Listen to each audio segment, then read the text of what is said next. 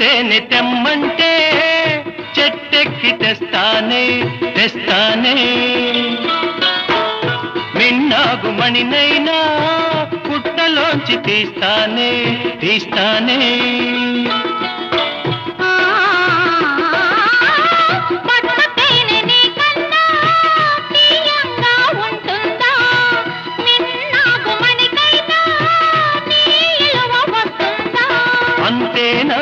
అంతేనా అవును అంతేనా